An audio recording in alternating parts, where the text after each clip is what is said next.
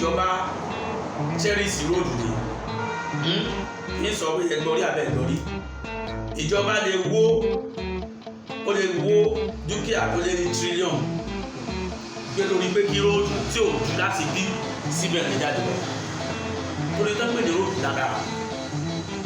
property ti wà làwọn máa ń wò bẹ́ẹ̀ tó ń jẹ́ ọ̀nà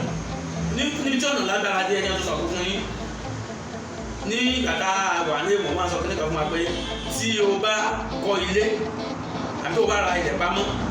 tí ilẹ̀ rẹ bá fi lè wà lórí ibẹ̀ fún 2 years kán rìn ní ojú ọ̀nà o fẹ́ǹsì ẹ̀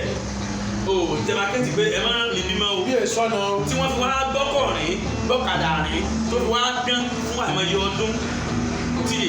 community ò bá fẹ́ kó o tí ọ̀nà òwúrì jì ẹ̀jẹ̀ gbàgbà pé o tún ní nǹkan tó fi lè bá kẹ́ ọ́ torí ó ní nǹkan tó ń pè ní location diagram nínú àbúrò nínú drawing la máa ń ṣe location diagram mi ó túmọ̀ sí pé bí ọ̀nà ṣe dé orí property tó gbà wà lè lórí so tọ́nà yẹn ṣe ń lọ tó ṣe ń lọ àìmọ̀ ìjọba gbàgbọ́ pé àìmọye èèyàn ni ó ti lo ọ̀nà yìí láti fi ṣe nǹkan tó pọ̀ ní agbègbè yẹn láti fi ṣe nǹkan tó pọ̀ for example náà nìsín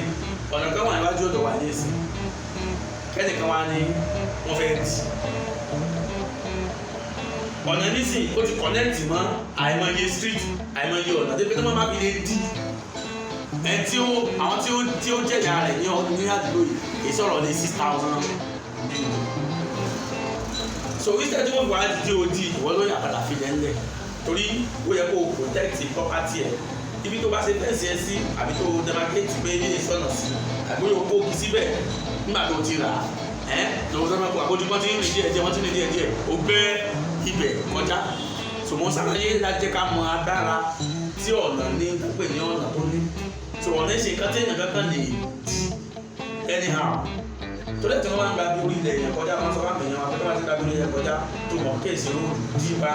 báwọn fi ọ̀nà lá ọ̀nà sí tó mọ̀ pọ̀ náà wà ní yóò mọ̀ sí ẹ̀rẹ́ dáadáa ẹ̀wà ọkọ̀ láti mọ̀ kó ẹrù náà kó yan ìwò blọ́ọ̀kù ibi tó bá confident fún wọn làwọn òyìnbọ́lù tó wọn yíwọ́lù tí wọ́n ló fi dán ọ̀kadà wọn gbàgbé ló gbàgbé ló ti wá dán wọ́n tó bá ti wá rí báwọn rọra gbẹ kúrò ń bẹ̀ báwọn fi àdá clear ẹni tó jẹ́ ojú ọ̀nà gangan torí tó fi sọ nípa ọ̀nà ó lágbára kọjá tí ẹ̀ka lè mọ̀ gbà gidi lórí.